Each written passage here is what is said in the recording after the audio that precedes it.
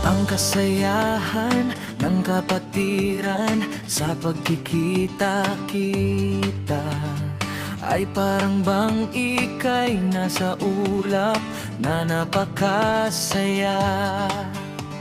May isang pag-ibig na nadarama ang bawat isa,